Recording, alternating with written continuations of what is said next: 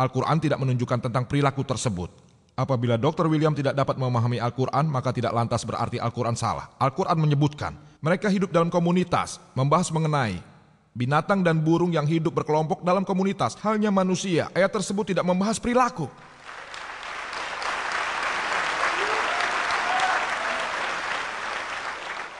Pada zaman sekarang, ilmu pengetahuan memaparkan bahwa semua binatang, burung, dan makhluk hidup di dunia, mereka hidup dalam komunitas seperti manusia yang berarti mereka hidup bersama-sama.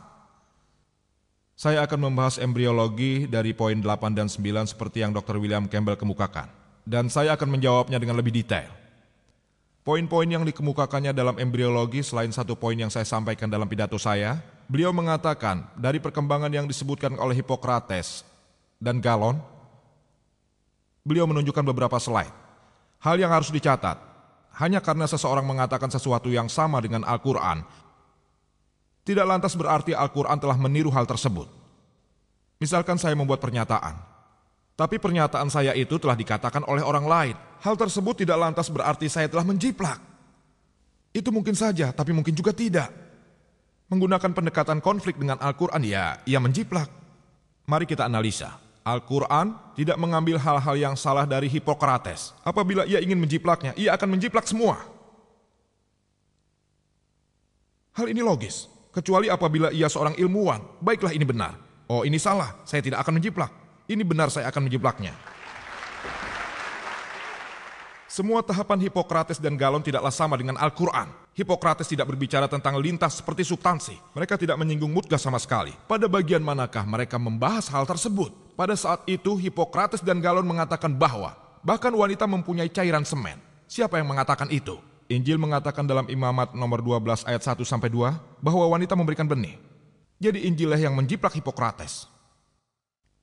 Injil menyebutkan dalam Ayub bab nomor 10 ayat 9 dan 10 bahwa kami menciptakan manusia dari tanah liat seperti mencurahkan susu dan mengentalkan keju. Susu cair dan keju beku adalah jiplakan yang sama percis dari Hippocrates. Mengapa jiplakan? Karena hal itu bukan firman Tuhan dan tidak ilmiah. Hal tersebut disebutkan oleh Hippocrates dan Galon, orang Yunani, bahwa manusia diciptakan seperti keju beku. Injil menirunya persis. Namun Al-Quran, alhamdulillah. Dan bila Anda menganalisa dan membaca buku tentang embriologi, bahkan Dr. Keithmore mengatakan bahwa Hippocrates dan orang lain seperti Galon dan sebagainya, mereka tidak memberikan banyak sumbangan dalam hal embriologi. Seperti halnya Aristoteles. Banyak yang benar dan banyak yang salah. Lebih lanjut beliau berkata pada abad pertengahan, atau pada zaman Arab, Al-Quran memberikan tambahan-tambahan. Lalu apabila hal tersebut dijiplak sama persis, mengapa dalam bukunya Dr. Keithmore mengakui Al-Quran? Ia mengakui Aristoteles dan Hippocrates, namun disebut di sana banyak yang salah. Yang tidak ia sebut, hanya kitab suci Al-Quran. Ini bukti yang cukup bahwa Al-Quran tidak dijiplak dari bangsa Yunani.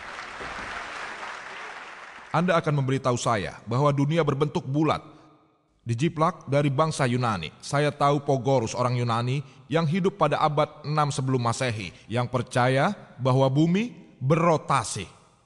Mereka juga percaya bahwa matahari dipantulkan. Apabila Nabi Muhammad, nauzubillah, menjiplak, mengapa beliau tidak menjiplak? Mereka percaya matahari tidak bergerak. Mereka percaya matahari adalah pusat alam semesta. Jadi mengapa Muhammad menjiplak hal yang benar dan menghapus hal yang tidak benar? Ini bukti bahwa Nabi Muhammad, segala puji baginya, tidak menjiplak. Beliau lalu memberikan sebuah daftar bahwa dari Yunani ke Syria, Syria ke Arab, dan penelitian besar. Satu pernyataan dari Al-Quran cukup untuk membenarkan hal tersebut. Al-Quran menyebutkan dalam surat Al-Ankabut 29 ayat 48 bahwa kamu tidak pernah membaca sebelumnya sesuatu kitab pun, dan kamu tidak menulis sesuatu kitab dengan tangan kananmu. Andaikan pernah, benar-benar ragulah orang yang mengingkarimu. Nabi Muhammad adalah ummi. Beliau tidak dapat menulis dan membaca. Faktor sejarah tersebut cukup untuk membuktikan bahwa beliau tidak menjiplak dari manapun. Cukup. Bayangkan, bahkan seorang ilmuwan yang sangat pandai membaca dan menulis tidak dapat melakukan hal tersebut, tapi Allah dapat membuat Nabi yang terakhir sebagai seorang ummi. Seperti orang yang menulis buku yang bertentangan dengan Islam. Mereka tidak dapat membuka mulut mereka. Ada berbagai macam hal yang dapat saya bahas lagi mengenai Injil. Saya mematahkan argumen Dr. William yang bertentangan dengan Al-Quran. Alhamdulillah tidak ada satu poin pun Al-Quran bertentangan dengan ilmu pengetahuan. Beliau belum menyinggung 22 poin yang saya kemukakan. Hanya 2 poin tapi tidak terbukti. Jadi semua 22 poin tersebut membuktikan bahwa Injil bertentangan dengan ilmu pengetahuan modern. Poin ke-23 dalam bidang zoologi. Dalam bidang zoologi disebutkan dalam Imamat bab nomor 11 ayat 6 bahwa kelinci adalah seekor pemamah biak. Kita tahu bahwa kelinci tidak memamah biak. Sebelum orang terkecoh dengan gerakan kelinci, sekarang kita tahu kelinci bukanlah seekor pemamah biak atau pula mempunyai perut yang rumit. Disebutkan dalam Proverb bab nomor 6 ayat 7 bahwa semut tidak mempunyai pemimpin, rasa, ketua. Sekarang kita tahu bahwa semut adalah serangga yang sangat canggih. Mereka memiliki sebuah sistem kerja yang sangat bagus di mana mereka memiliki pemimpin, ketua, dan pekerja. Oleh karena itulah Injil tidak ilmiah. Lebih lanjut disebut dalam Injil. Dalam Kejadian nomor 3 ayat 14 dan Yesaya 65 ayat 25 bahwa ular akan hidup debu. Tidak ada dalam buku geologi yang menyebutkan itu. Disebutkan dalam Imamat nomor 11 ayat 20. Di antara hal-hal yang menjijikkan, unggas yang berkaki 4. Beberapa ilmuwan mengatakan bahwa unggas adalah terjemahan yang salah dalam kata bahasa Yahudi uf. Versi Raja James berarti serangga atau makhluk bersayap. Dalam versi internasional baru disebut makhluk bersayap. Juga disebutkan semua serangga. Yang berkaki 4 adalah yang menjijikkan. Mereka menjijikkan bagi Anda. Saya ingin bertanya pada Dr. William Campbell, serangga manakah yang berkaki 4?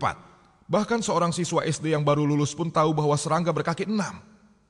Tidak ada burung, tidak ada unggas, tidak ada serangga di dunia ini yang memiliki 4 kaki. Selanjutnya terdapat binatang mitos dan binatang ajaib yang disebutkan dalam Injil, seolah mereka benar-benar ada. Contohnya unicorn. Hal ini disebut dalam kitab Yesaya bab 34 ayat 7. Seakan hewan ini benar-benar ada.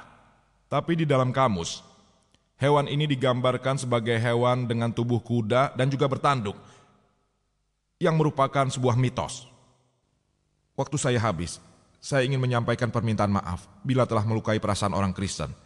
Itu bukan maksud saya. Ini hanya tanggapan terhadap buku Dr. William Campbell untuk membuktikan bahwa Al-Quran tidak bertentangan dengan ilmu pengetahuan. Dan Injil meskipun ada bagian yang kita perhatikan mungkin merupakan firman Tuhan, lengkapnya bukan firman Tuhan. Saya ingin mengakhiri pidato saya dengan kutipan dari Al-Quran yang agung dalam surat Al-Isra 17 ayat 81. Wa qul jal haqqu wa jahaqal batil. Innal batila kana zahuqa. Katakanlah yang benar telah datang dan yang batil telah lenyap. Sesungguhnya yang batil sesuatu yang pasti lenyap. Wa akru dawana anil hamdulillahi rabbil alamin.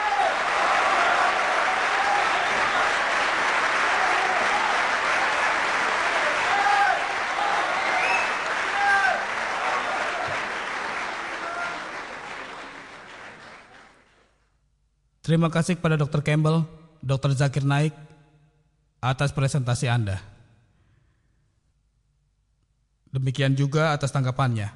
Akhirnya kami akan menyelenggarakan sesi partisipasi hadirin, yaitu sesi tanya jawab. Untuk memaksimalkan manfaat dalam waktu yang terbatas yang kita miliki, kira-kira 60 menit, kami menginginkan peraturan berikut ini dapat ditaati oleh para hadirin. Pertanyaan Anda harus mengenai topik pembicaraan, Al-Quran dan Bible dilihat dari sudut pandang ilmu pengetahuan. Pertanyaan yang di luar topik tersebut tidak akan ditanggapi. Harap ajukan pertanyaan Anda dengan jelas dan tidak berbelit-belit.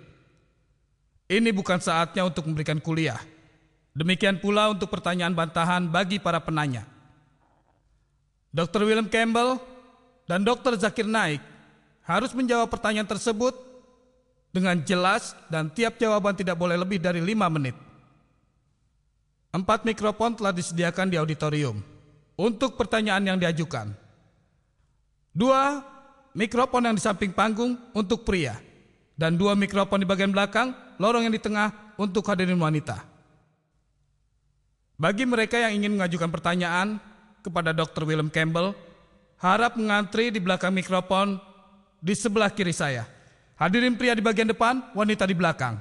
Dan bagi mereka yang ingin mengajukan pertanyaan kepada Dr. Zakir Naik, harap mengantri di belakang mikrofon di sebelah kanan saya.